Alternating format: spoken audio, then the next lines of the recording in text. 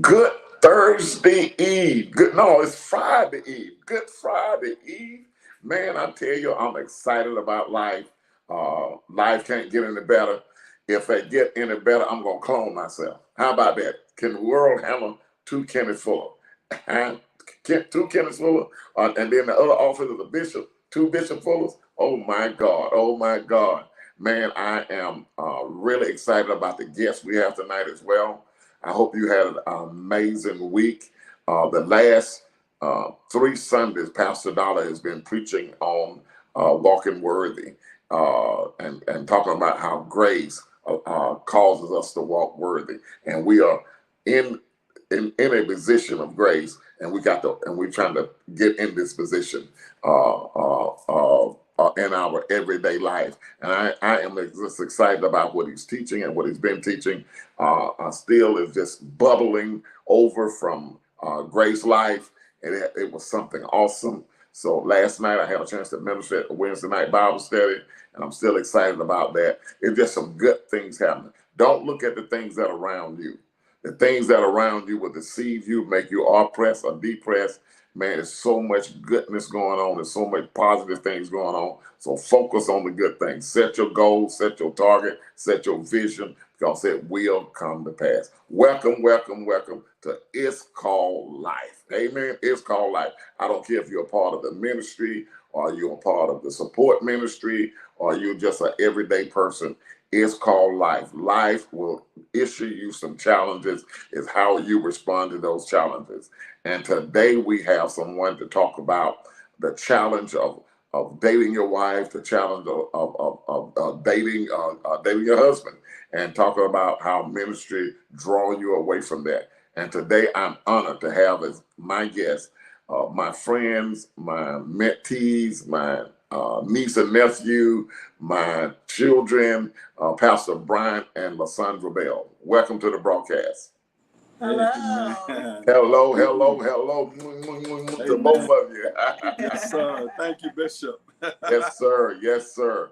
Oh, man, I'm so glad to have you guys on. It's just a pleasure. I've always enjoyed coming to you guys' church, ministering the word. I've enjoyed dinners and lunches and this fellowship. And I see you guys, how you look at one another, how you express your love openly toward one another. And I couldn't think of a better couple to have on to talk about this subject. And so what I really want you to do is open up and just say some things to how y'all dated, when y'all got married, how long you got married, how many kids you have. So just go into 8 minutes of just tell us about yourselves and where you're pastoring and all of that. Amen. Okay. Amen. Well, first, we want to say thank you for having us on. It's an honor. It's always been an honor, one, to be mentored by you, to be taught by you, to be shepherded by you, to be bishoped by you, and to be cared for by you. So we thank you for that.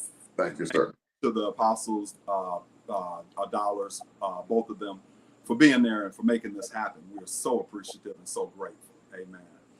Amen. So we met I was 16 and she was 15 at 16227 Ardmore, Detroit, 48235. I can't believe he still knows that. Oh, yeah. It was my favorite house on my paper route. And she what city? What city? Detroit, Michigan. Okay. Great aunt's home. And she happened to be there this particular time. And I went up to collect my money. You know, it was payday. And so I went to collect that $1.40 for that week. As a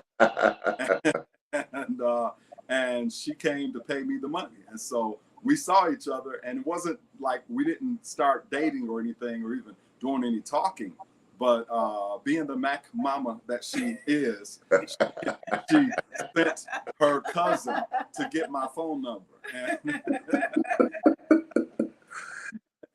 And when we started talking, it was like she was special because I'm from the hood and she's from the good.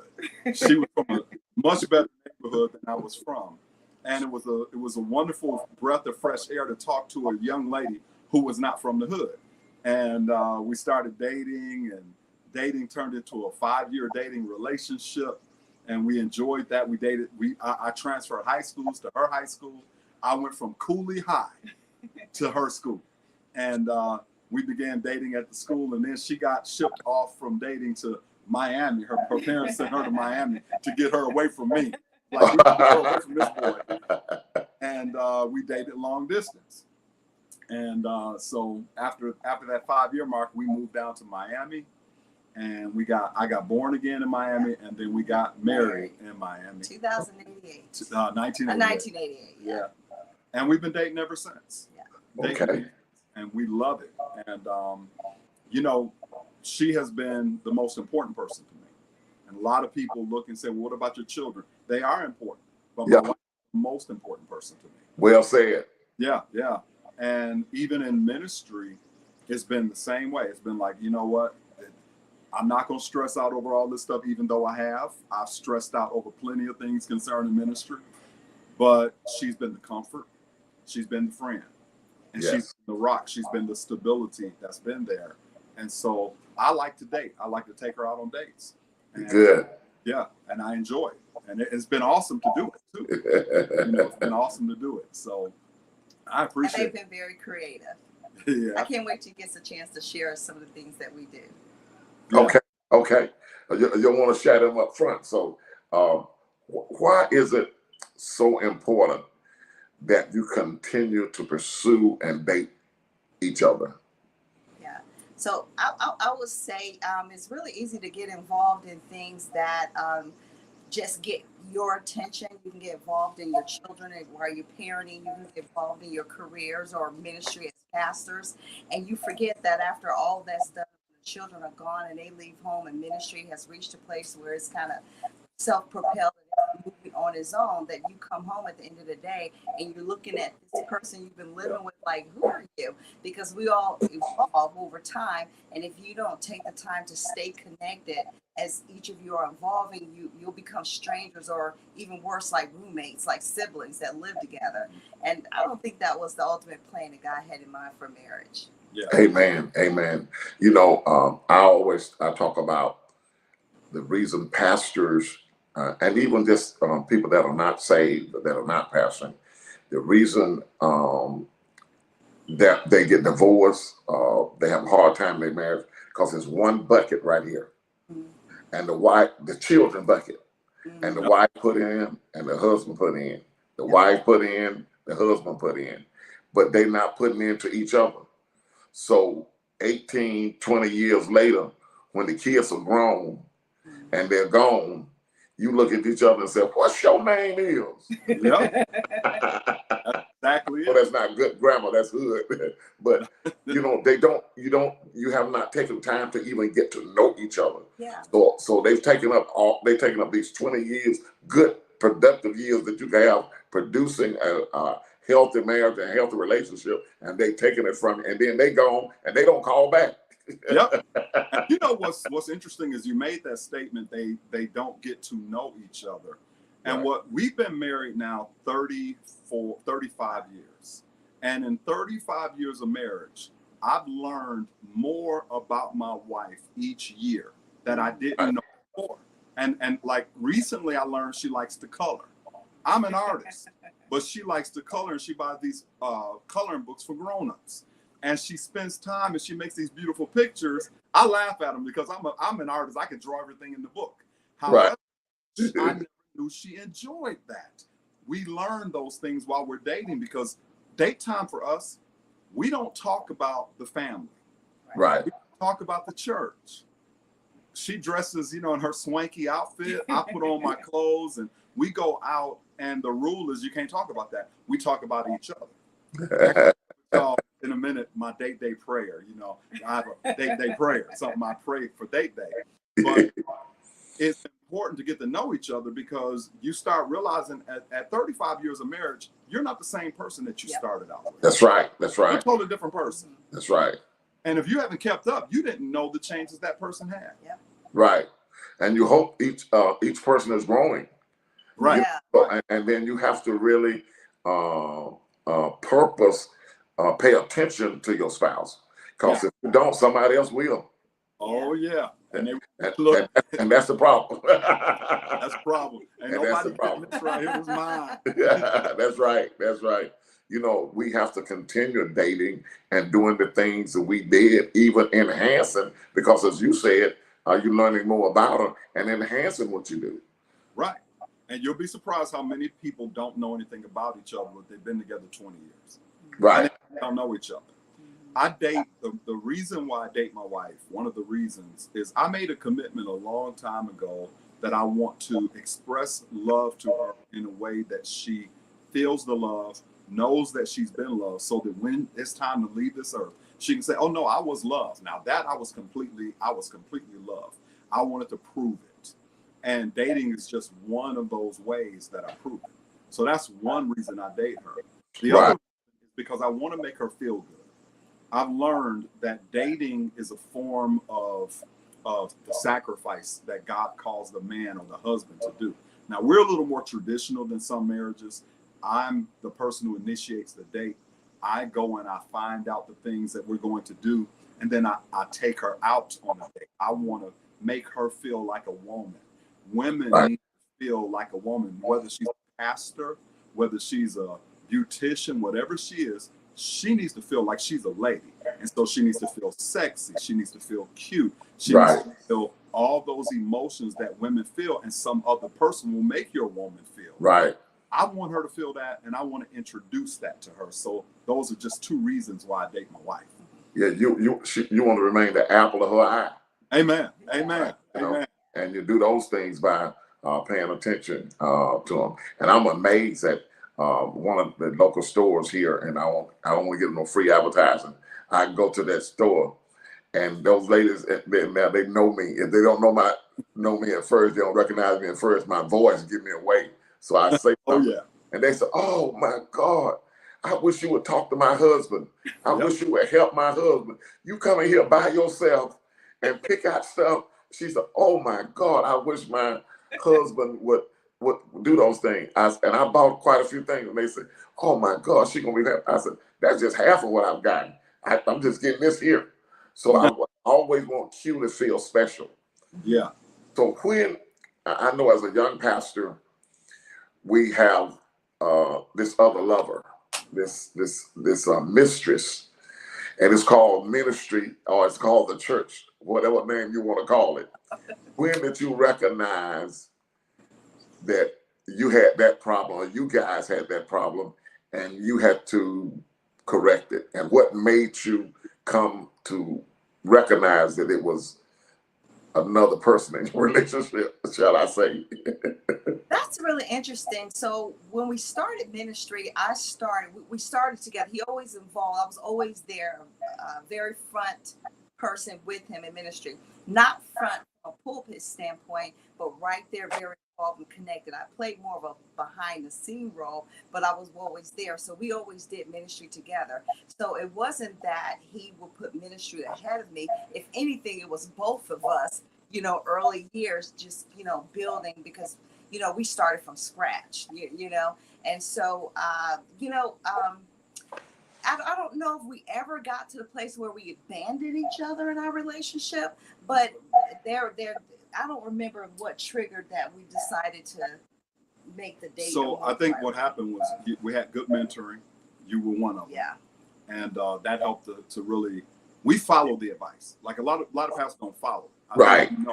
You tell us what to do, we're going to do it. So early on in ministry, you were quick to say, you take your Mondays off. Yeah. You take your Fridays off. Right. We have never not done that once we knew that was what we were supposed to do. We have never not done that. And so we stayed focused on that part. Now, that meant that some things in the ministry moved a little slower because we weren't available. That did mean that. But somebody else stepped up and got that stuff done. And a lot of pastors don't realize somebody's going to get it done, and you assign it to somebody. We learned from you, delegate. That was one of the first lessons you taught us, delegate. And so yes, sir. And we heeded that. Now, what I learned over ministry was this. This year, at our 24th ministry anniversary, so we've been pastoring 24 years. And this year, at that anniversary, our members put a slideshow together on the screen. One of the presentations was date day. That was the whole present. And they pulled off social media all the pictures that we had posted, or at least some of the pictures we had posted on our dates, different things we had done. And I realized at that moment that this dating was me dating my wife for the reasons I dated her for. But it also meant something to the church. Yes. So important to them to know their pastor dates their wife. You come to my church and you say, "What's Friday?" Everybody gonna tell you, date day. I went to pick up my car from the shop. Before I went, they called me to tell me my car was ready. Here's what the dealer said: "Pastor Bell, we know it's your date day, but your car is done." That's good. Everybody knows me for the man who dates his wife. Don't bug me on this day. This is my baby's day. And I shared that with the congregation. I said, "Listen, on Friday, if you see me out, I'm not your pastor that moment. Don't come over to my table. Don't come look at me. We're going to be dressed swanky. Do not come trying to, 'Hey, pastor, can you pray?' I ain't praying for you. I'm not doing it. I'm dating. We had to tell the children, listen, on date day, don't call us unless you bleed it. Do not call us. We don't want to hear it. We're on date day." Now, somehow they always tend to send that phone call through, but we don't want to be, we really want to be into each other. So we did learn that early on in ministry, the importance of it, and the members appreciate that. They will honor you and respect you better. Some of the gifts that they give us is for date day. Yeah. They say, "We got a gift for you for date day. Here's for you for date day. Here's a hotel for date day." And they bless us for date day. And it's like, wow, they want to see this with their pastors. But it set a standard for your church, and it's truly helped the marriages in the ministry. Yes. Because it starts at the top. Leadership starts at the top, and you're leading them into how to have a healthy relationship and a healthy marriage. Yes. Yes. Would you recommend, or do you guys double date, maybe with a church member? No. Probably not a church member. Not a church member. I wouldn't say no. Let me say there is a point where we'll take a church member, but it's a different scenario. We found that church members want their privacy as much as they want us to have our privacy. However, if a church member, we have a couple of church members that were friends before they ever came to our church, and we already had a long relationship with them, and we had already been out with them. And then they liked the church and joined the church. So at that point, we continue that relationship. But we don't necessarily go out on dates with the church members because it's a different relationship, and they don't prefer that. And we I can't say what another pastor should do, but it doesn't seem like it will work for us. Do you have any points for the pastor that benefits of dating your spouse? Oh, absolutely. Oh, wow. Yes. So makes you close. It definitely brings close. Oh, I heard that, LaSandra. I heard more into that than you said. It's just not an X-rated show. We won't get involved in that. There you go. And it does open up the opportunities a whole lot easier. It gives you a chance to build the esteem of each other up. I feel more honored when I'm on a date because we're so busy. You don't have time. She doesn't have always the time to just honor me overtly, aggressively, assertively. But that date time, that's what she's doing. And that date time is, I try to maintain the chivalry, but daytime is definitely the day where, I'm going to be very chivalrous. I don't treat her like, this is your door, you open your own door. I try to do that regularly. But day, I try to make sure extra. Yeah. I'm extra, So it's a great time for that. It's a great faith building time. And a lot of preachers don't know that. But, a time when if you're doing a date and say you're shopping and you know what, I just feel like I want to buy you something. I know the budget's a little tight, but I'm going to step out in faith and I'm going to get you something. Right. The benefit to me is it puts you all the way from marriage into courtship. Right. We need That's good. That's good. Courtship. Yeah. And it calls intimacy, and you feel like in the bedroom, intimacy is not a duty.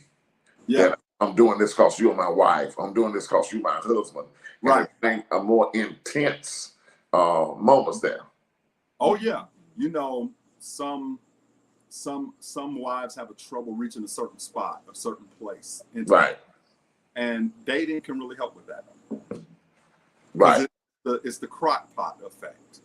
It's gonna slowly heat up until it gets fully warm, fully hot. Right. And dating is like the whole day of warmth. Right. The whole Right. day of providing that. Especially when you don't let it turn into an argument, when you don't let it turn into talking about the kids, when you don't let it turn into church. And I encourage, we date, I encourage, put on some different music. Yes, sir. Yeah. Yes, sir. This ain't church service. Well, you know I'm not religious. Right. Because if you get in my car, you probably gonna hear watercolors. You know, hear something jazzy, and then I put on Soul Town, and you know, just different music to set the atmosphere. But one thing that that we do as a couple, Q and I, as well as my late wife, you guys know both of my relationships, and you know, I court all day. You know, I make love all day. You know, with the phone call, with the flowers, with the, you know, kiss. I kiss when I come in the house. I kiss when I go out the house. You know, not out of duty, not out of like I feel I'm obligated to do this. This is something I want to do. And a woman will put that in the love bank, and she will remember that. And, you know, give her a little pat every now and then, or every day. You know, those kind of things that to bring intimacy. And then, you know, it builds up an anticipation. So when you go to the bed, both of you are satisfied. Both of you are happy, you know. Amen. Amen. Yeah. So I got this question, and I know you're eager to answer this. What are some good dating ideas or great dating tips? Amen. So now I got a lot on this subject. Okay. So all you men out there, pull your pad out, pull your notepad, because I'm the date doctor right now. Okay. All right, date doctor. All of this. Date doctor. Now, we've had a lot of good dates. So I want to give you 7 categories of dates that will make it easy for you to go looking for the things you can do, especially if you want to be the traditional man and take your wife out on a date and show up at the door with some flowers and say, we going here or whatever. So the first date is the simplest one, and that's called the hangout date. The hangout date is when you don't have a lot of money to work with, but you're going to hang out together. You still have the same rules where you don't want the church members, you don't want to talk church, you don't want to talk children, you want to talk each other, you want to talk ideas, you want to talk your future, you know, the things you would do if you were courting. So the hangout date might be going to the mall and hanging out, it might be at a park hanging out. It might be a coffee shop, and we've done those. We've done the coffee shop dates where we didn't have enough money to go do a whole lot of stuff, but we had enough money to buy a cup of coffee, and we had enough money to just hang out and people watch or whatever. That's the simplest date, and it's an easy date. Another date that I like is the fun date. We probably do the fun date more than any type of date that you can do. And so the fun date includes things like we just went, we kicked off the year on Segways. And so I don't know if you know the Segways are the things you ride. They're like a unicycle kind of thing. Okay. And we are downtown. We're in Midtown. We're on the Segway. We're riding through. They train you how to use them, and then we're riding through Midtown on a Midtown tour. We're seeing all the sights. You got a tour guide, but you're controlling your own Segway. Fun. I tried it. We've saved that one because you can do it in different parts of town. We saved that date for the cooler temperatures. And so because you're gonna have a helmet on and you're in the street or you're on the different sidewalks, we like to save that one for the cooler temperatures. But fun dates are extremely important. Those are really good. Then you got recreational dates. Now you got some couples, they like to go rock climbing, water rafting, whitewater rafting, all those different things. Those are really cool dates for the active couples who really like those things. Instead of doing them with the kids, take the kids to something else. You guys go and you set a date day that, hey, this is what we're going to do. Now, every date we do includes breakfast, lunch, and dinner. All of them. Right. We like to eat. We like to eat. But watch this. Date day 1 year in 2019, I want to say it was, right before the pandemic, The date day, every single morning, I found a brand new restaurant that we had never experienced before for our breakfast restaurant. And we did one week, the other one the next Friday, the one the next Friday. And I hit almost any kind of restaurant. You probably can't go to a breakfast restaurant that I have not been to in the area. And I surprised her with every restaurant. And we picked our favorites out of the restaurants. You know, this was our favorite one of all the restaurants in it. Right. So you do those things. The festival day is another day. There are always festivals coming up in Atlanta. Now, I want to say this. I renamed Atlanta from Hotlanta. It's not Hotlanta to us. Hotlanta has certain connotations associated with it. Right. That seem to be like hood or whatever, or party or club. We renamed it Romanta. So Atlanta is Romanta. Right. There's a lot of romantic things to do in this city. Yes. They don't know they're there. One of the things that we did are the festivals, like the Dogwood Fest when it comes in town. We did the Barbecue Fest. Man, that Barbecue Fest up in Gwinnett was so fun. Yeah. It was unbelievable. We did the Wine Fest. I don't drink wine. I'm not into alcohol, but it was cool being around all the wine drinkers. Yeah. They had free food out there at the Wine Fest. So we did the Wine Fest. And when we got done with the Wine Fest, we hit the little where you get the desserts and coffees down in Midtown, Intermezzo Cafe. And that was an awesome night, man. We walked through that whole Midtown area over by the money place where they store all the money. And so we did all of that, and it was cool. There are seasonal dates. You know, these are dates that only come out during the season. And so that's when they put the holiday lights up, or they put right things. You want to look for those things that are seasonal and go for those things and enjoy them, because they're only going to come around during the season. Then we have location dates. These are times when we go to different areas. And like we went up to Rome, Georgia, and we said, we're just going to date in Rome, Georgia.